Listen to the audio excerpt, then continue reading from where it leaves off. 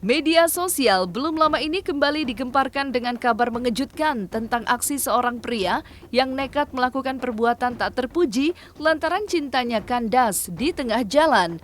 Pria yang berinisial AM itu nekat membakar rumah mantan pacarnya lantaran diduga tidak terima diputus oleh kekasihnya. Peristiwa itu terjadi pada Selasa 9 Maret kemarin di perumahan Sari Bumi Indah, Kelurahan Binong, Kecamatan Curug, Tangerang, Banten.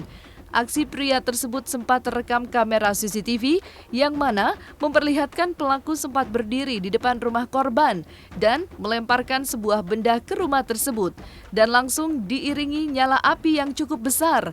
Setelah melakukan aksinya, pelaku pun langsung meninggalkan lokasi kejadian tersebut. Aksi pelaku pun sontak menjadi sorotan di media sosial. Lantas, seperti apa tanggapan pakar hukum mengenai insiden pembakaran rumah tersebut? Nah, pola hubungan antar seorang laki-laki dengan perempuan itu secara hukum ya baru sah dia sebagai satu yang punya hubungan keluarga kalau dia menikah, kan begitu ya. Ini ada di wilayah hukum perdata gitu, artinya kalau dua-duanya sepakat, umurnya sudah lebih dari 19 tahun, ya, menurut Undang-Undang Perkawinan nomor 1 tahun 74, dia sah untuk menikah, gitu, dan dia terikat dalam satu hubungan rumah tangga, gitu. Nah, persoalannya kan sekarang pernikahan itu belum ada, gitu ya. Nah, belum ada karena mereka putus di tengah jalan, gitu ya. Mereka putus. Tidak sampai melakukan perkawinan, bahwa mereka punya hubungan, ya mungkin ya gitu, ada banyak hubungan gitu. Nah cuma kan persoalannya seringkali hubungan putus di tengah jalan, ada banyak faktor ya, itu nanti ahli psikologi yang bisa menjelaskan kenapa orang bisa putus cinta dan sebagainya. Ketika hubungan itu tidak jadi, ya artinya dia tidak secara hukum tidak punya hubungan apa-apa ya, meskipun memang belum nikah juga gitu ya, walaupun sudah diikat pakai, kan ada dalam budaya kita itu ada ikat dulu, tunangan lah istilahnya ya, istilah populernya bertunangan gitu. Tunangan itu juga secara yuridis ya belum mengikat gitu, artinya antara seorang laki-laki dan perempuan itu belum ada hubungan hukumnya, dalam hal ini perkawinan gitu. Bagi mereka yang diputuskan gitu ya, menjadi sangat mungkin lahir satu perasaan dendam gitu ya, ingin membalas sakit hatinya, pasti sakit hati ya. Bagaimanapun juga hubungan antara wanita dan pria itu didasarkan pada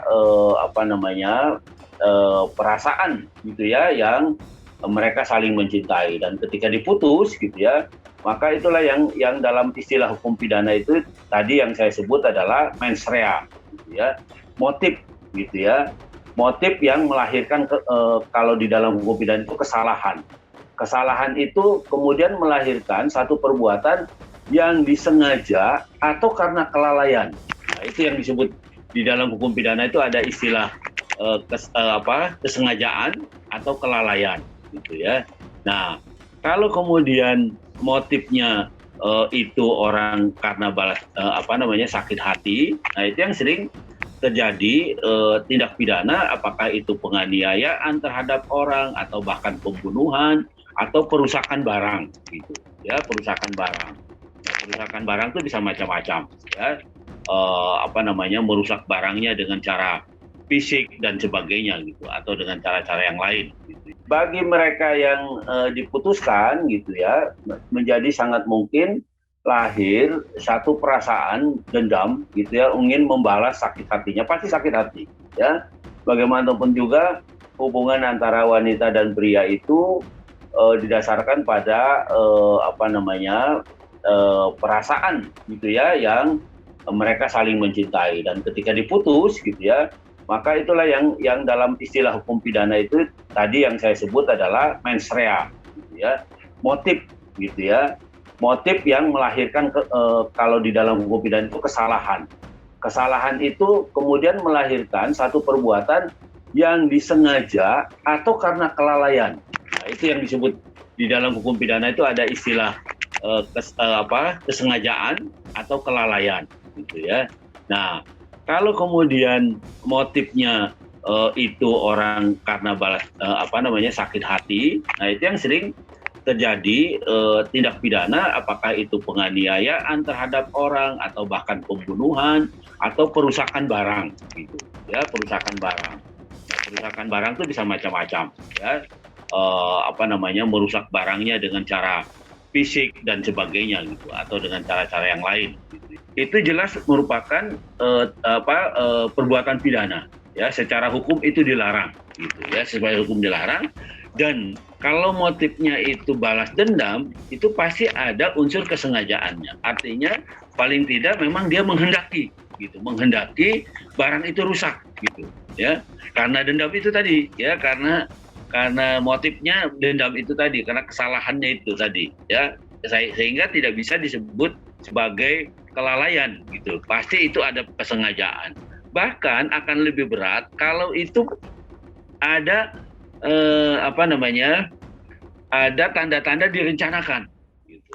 Ya, jadi ada perencanaan, rencana merusak barang orang lain, rencana pembunuhan, rencana penganiayaan dan sebagainya. Itu dalam hukum pidana itu yang menjadi menambah berat hukuman bagi si pelakunya, gitu. Ada dua soal, ya. Yang pertama adalah pola relasi atau pola hubungan antara orang, ya. Kemudian yang kedua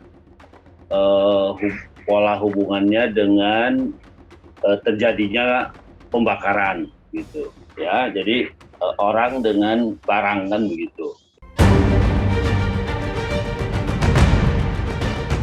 Aksi tak terpuji dari pria yang membakar rumah sang mantan kekasih lantaran sakit hati karena tak terima diputuskan oleh sang wanita sontak mendulang berbagai reaksi di media sosial. Banyak netizen yang menyayangkan kejadian tersebut. Namun, sejak peristiwa itu viral di media sosial, polisi pun bergerak cepat dan telah mengamankan pelaku. Dari penyelidikan polisi, pelaku mengaku nekat membalas dendam dengan membakar rumah mantan kekasihnya lantaran sakit hati. Beruntung kejadian tersebut tidak memakan korban, namun sebagian harta benda raib dilahap api. Lantas, benarkah pelaku terancam hukuman 12 tahun penjara? Kalau terjadi kebakaran tidak menyebabkan kebakaran saja, ya, tidak menyebabkan ada luka atau apapun terhadap jiwa orang, ya, dia ancamannya itu 12 tahun maksimal. Ada orang yang luka, ya, timbul bagi nyawa orang lain, gitu ya, itu 15 tahun. Kalau sampai orang lain itu mati, gitu ya, meninggal dunia, maka ancaman hukumannya adalah penjaranya seumur hidup, gitu ya, seumur hidup atau 15 tahun. Ancamannya 12 tahun kalau tidak menimbulkan, hanya mengganggu kepentingan umum tapi tidak menimbulkan bahaya terhadap nyawa orang lain, ya. Tapi kalau menimbulkan bahaya terhadap nyawa orang lain, mengakibatkan orang sakit, gitu, atau ada beberapa korban, ya, maka itu ancamannya 15 tahun. Bahkan kalau sampai menimbulkan kematian, dia diancam hukuman seumur hidup atau penjara dalam waktu tertentu yang maksimal yaitu 20 tahun. Selain itu, peristiwa yang dipicu karena urusan asmara juga terjadi di Kabupaten Banyumas, Jawa Tengah. Seorang pria berinisial AS, warga desa Pagelarang, Kecamatan Kemeranjen, Kabupaten Banyumas, Jawa Tengah, mendadak viral lantaran diberi sanksi oleh Mahkamah Agung membayar uang sebesar 150 juta rupiah lantaran batal menikahi sang kekasihnya. Peristiwa tersebut berawal dari sang pria dan wanita yang telah sepakat melangsungkan pernikahan pada 2019.